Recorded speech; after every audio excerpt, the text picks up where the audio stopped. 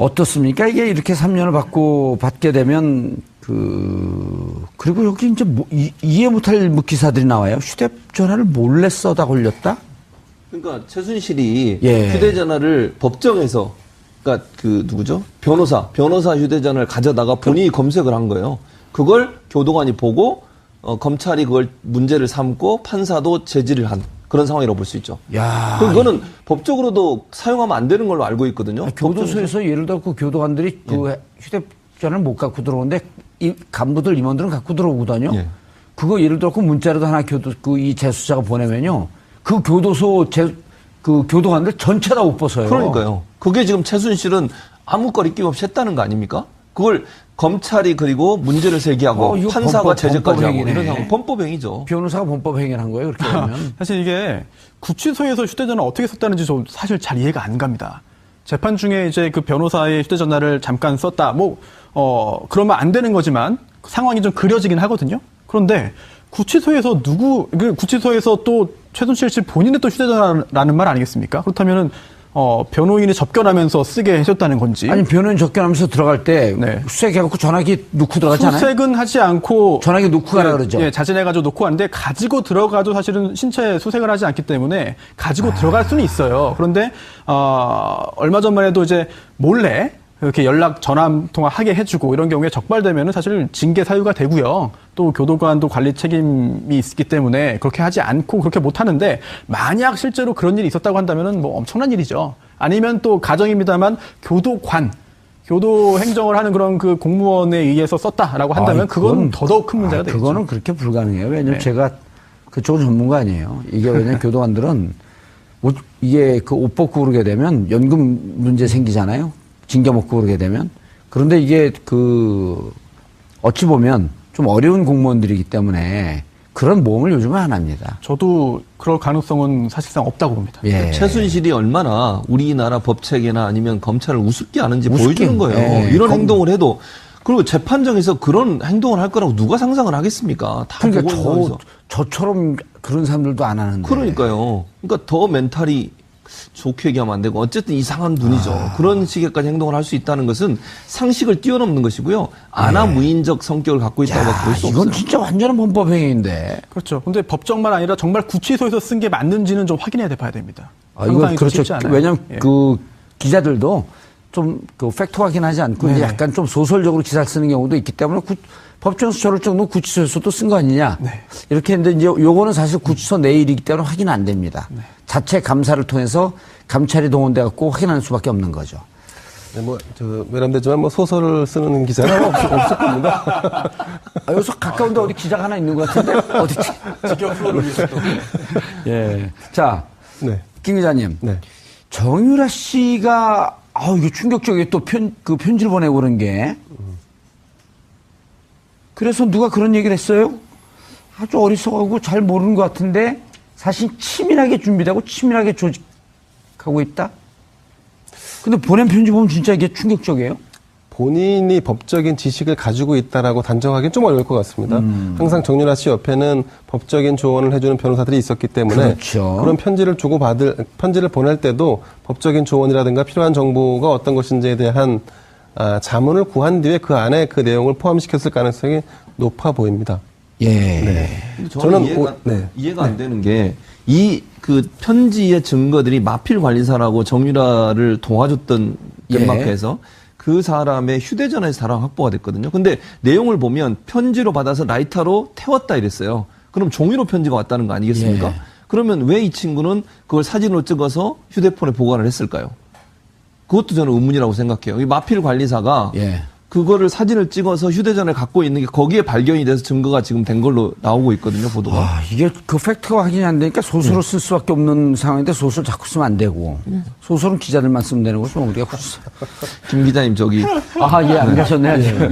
그런데 그렇다 하더라도 이 정도 추가적인 증거를 가지고 세 번째 영장을 청구하기는 쉽지 않을 겁니다. 일단 두 번째 재판부가 그러니까 두 번째 영장에 대해서 법원이 사실상 증거인멸과 도주 우려가 없다라고 판단을 했기 때문에 그리고 더군다나 우리가 지금 두 번째 영장 청구에서 주목했던 거는 범죄 은닉 수익이라고 하는 사실은 굉장히 좀 그 중범죄에 대한 부분까지도 다 사실 걸고 넘어지면서 영장을 신청한 부분인데 그래도 받아들여지지 않았기 때문에 지금 이런 뭐 편지라든가 이런 주변의 소소한 문제를 가지고 세 번째 영장을 청구할 거라고 하는 기대 혹은 뭐 예상에 따라서 이제 이런 기사들이 좀 추가적으로 나오는 걸로 보여지는데, 근데 세 번째 영장을 청구한들 그 영장이 받아들여질 가능성은 높지 않습니다. 현재로서는. 손 변호사님. 네. 세 번째 영장을 청구할까요? 안 할 겁니다. 지금 기자님 말씀하신 대로 굉장히 부담이 크고, 또 하나가 구속영장이 발부되려면은요, 요건을 엄격한 게 다 갖춰야 되는데 범죄 사실의 소명이 있어야 되고 여기에 더해서 구속의 필요성이 있어야 됩니다. 그 구속의 필요성이 주거 부정이나 도주 우려나 증거인멸 우려인데요. 설령 범죄 사실의 소명, 추가적인 증거가 나와서 범죄 사실의 소명까지 이루어진다 하더라도 도주 우려가 없다고 한다면, 또 증거인멸의 우려가 없다고 한다면 사실은 구속 사유가 존재하지 않는다고 판단할 가능성이 높거든요. 이러한 위험 부담을 감수하고 세 번째 구속영장을 청구한다? 제가 볼 때는 이례적인 일이기 때문에 그렇게 하지 않을 것으로 예상됩니다. 이런 표현이 나왔어요. 그 법원에서 최순실 씨에 대해서 실형을 선고하면서 정유라 부정선발에 관한 순차 공모관계가 성립한다? 이렇게 말하면 정유라도 공모관계에 있다는 것을 인정한 거 아닌가요? 그렇게 보기는 좀 어려운 것 같아요. 예. 판결문을 봐야겠습니다만, 예. 이 순차 공모관계라는 것은요. 그건 뭐예요? 무슨 말이에요, 그게? 지금 이화여대 여러 교수들이 있잖아요. 예. 뭐 이제 그 학장도 있고 또 뭐 입학처장도 있고, 예. 네, 총장도 있습니다. 이게 모든 사람이 한 자리에 모여서 최순실 씨의 딸인 정유라를 뽑자. 우리 모두 역할을 분담해서 부정 입학 절차를 진행하자. 그렇게 합시다. 라고 결의한 것이 아니라 순차적으로 순서대로 한 명 연결돼 있다는 것이죠. 이런 경우에도 전체에 대해서 책임을 지게 됩니다.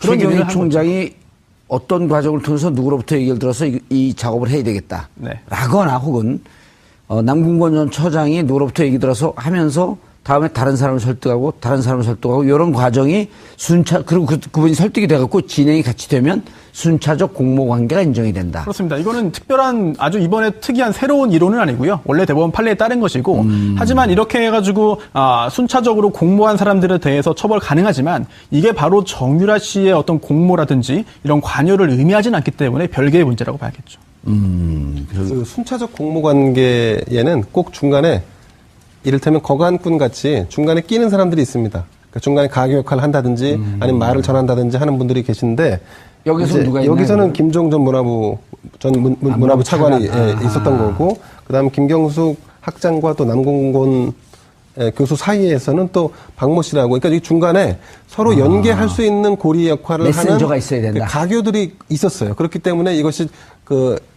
당사자들은 다 부인함에도 불구하고 이런 연결고리, 순차적인 연결고리를 찾을 수 있었던 것은 중간중간 이런 분들이 존재했기 때문입니다. 법적으로 저 설명이 맞는 거예요? 예, 정확하죠. 팩트 체크를 해봐야겠어, 기자들이 얘기하는 거. 정확하고요. 실제로 공모를 입증하는 게 굉장히 중요합니다. 공모 입증하는 게 중요한 부분이고, 여기서 사실은 공모 안 했다라고 하면 처벌할 수 없기 때문에 굉장히 중요한. 근데 사안이죠. 연결고리가 있으면은 공모관계가 순차적 공모관계가 인정이 되고 더 수월해지는 거죠. 지금 기자님 말씀하신 맞답니다. 네. 더군다나 김종 전 차관 같은 경우는 본인이 다 이런 부분들에 대해서 사실을 인정했기 때문에요. 그 미흡한 부분들에 대한 연결고리가 되는 거죠. 자, 앞으로 그러면 3차 영장은 청구하지 않을 것으로 보고, 법조 출입 기자들도 그렇게 보나요? 뭐 법조가 아니라 법조계 전체가 다 그렇게 보는 시각인 것 같습니다. 네네.